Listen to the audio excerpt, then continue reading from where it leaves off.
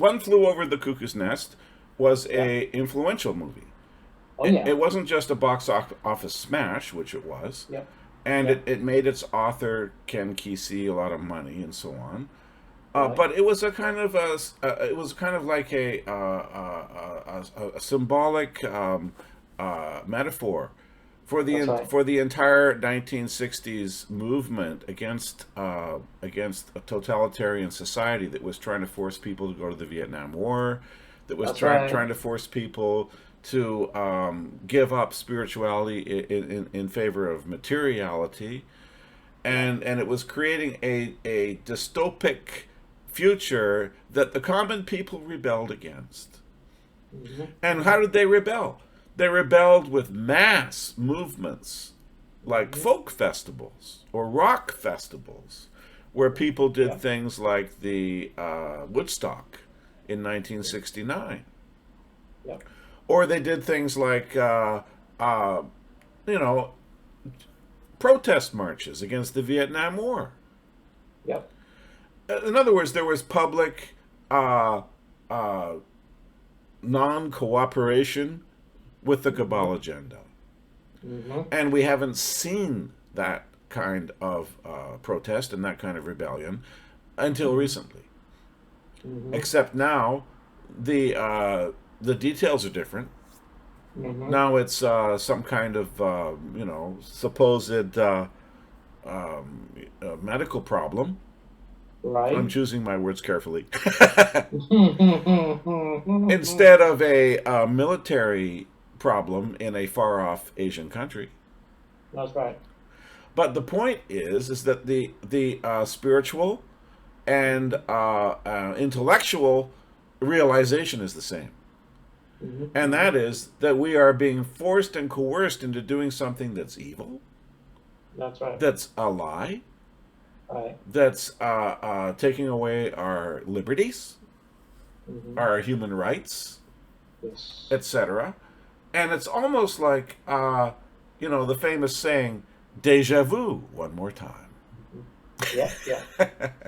So in this photo, which I will post later, Hmm. we see Hmm. Ken Kesey, the author of One Flew Over the Cuckoo's Nest, which was turned into that movie with starring Jack Nicholson. Yeah. And we see his two little boys here, his two sons. Hmm. Hmm. The year before, 1968, Hmm. he visited our place in Duncan, actually Cobble Hills, DC. a small Yeah. town outside of Duncan.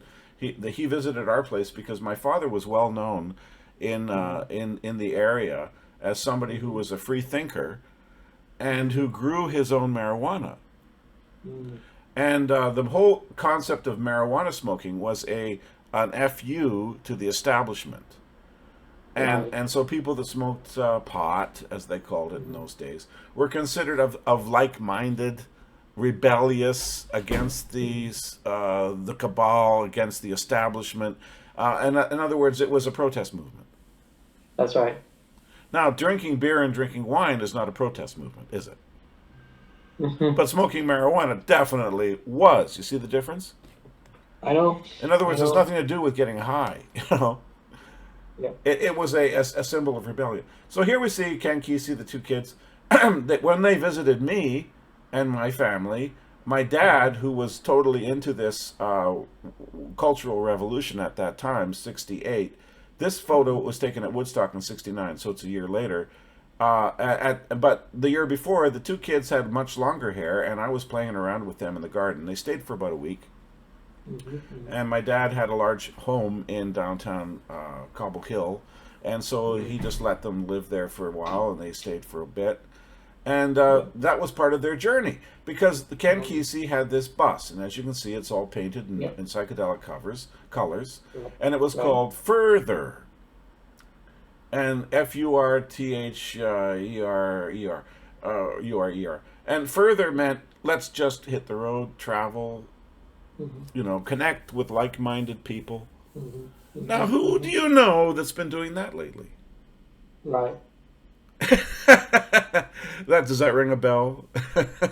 People who just travel across the country trying to raise consciousness, trying to spread the word that there's something wrong, that we have to stand up, that we have to Well, do there were a few something? of them, right? First, there's the Corporal James Tops, who walked all the way from West Coast all the way to the east in form of protest. That's right. And then there's the famous, internet KOL guy is called Chris Yes. Sky, which I hated with a passion. I don't like it. He got his. Okay. I just don't like his ego. Period. That's fine. There's Chris Sky, like you mentioned. Usually we never mention names in these videos, but I'm going to mention a couple other names. One of them is QR, Queen Romana. Right? Yeah. She's doing a similar kind of a thing, a crusade. That's right. Yeah. There's several people, and they do this, consistently, and it's That's political. right.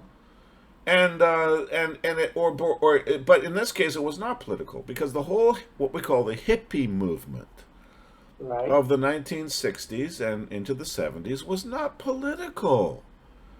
It Mm-hmm. was Mm-hmm. revolutionary. Right. Their concept was to destroy or replace all political organizations because they saw that they were Mm-hmm. fundamentally corrupt. Mm-hmm. That you can't just get yourself voted in a corrupt structure That's right. because the structure itself will destroy any freedom or any democracy that you try to inculcate. That's right.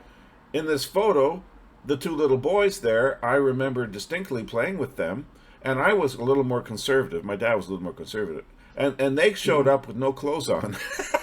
I Mm-hmm. was 7, and I think they're the same as me. They were both 7. In the photo, Mm-hmm. they're 8. And we were just running around, and I kept wearing my clothes, and they looked at me like I was weird.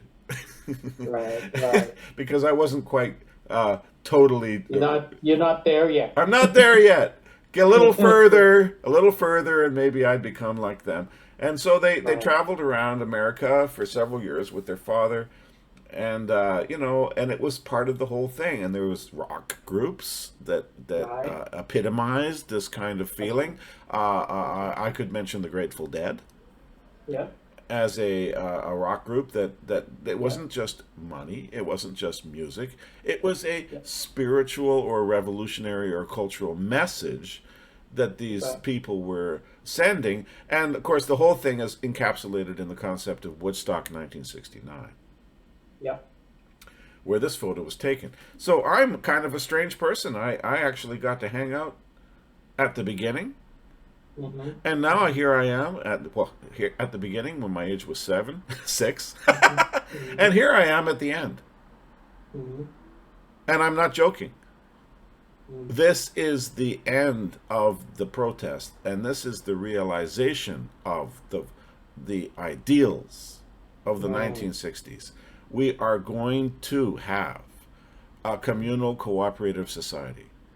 We are Nice. going to have a world based on justice, truth, Mm-hmm. honesty, without exploitation, without violence, constantly Mm-hmm. created artificially to keep us in fear and to keep us penniless and destitute while Mm-hmm. elites suck our human potential.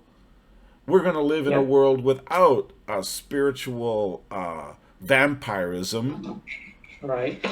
in the form of the exploitation of our children and child trafficking and sexual trafficking of all sorts. Yeah. And all of these things are going to come to fruition now, and it's going to be very similar to the building blocks, the conscious seeding in the consciousness of a whole generation of people beginning in the 1960s. Now, I realize that that's more than 50 years ago. Right. Right. And the younger generation today who are going to be a part of the current takedown of the cabal Right. may not remember because they weren't born, but That's they're right. definitely going to resonate with it Yep. because it's like a powerful musical chord that a musical sound or clarion call that's Yep. resonated through the ages and has now struck a chord in the minds of people today. Yep. Yeah. Now, I don't expect you to remember this because you weren't there, but Mm-hmm. what do you think? Do you think that we are raising up to the consciousness of sharing, loving, not competing, working together, helping each other, and is this new consciousness being enabled by disclosure, by the realization of the horrible kind of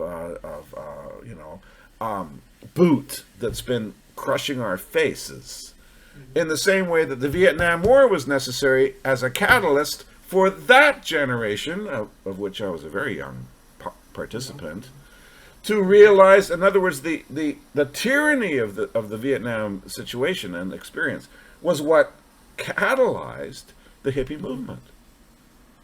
And now we have the tyranny of the medical situation Right. that's now catalyzing the development of a raising consciousness today. Sorry, you just broke up on me.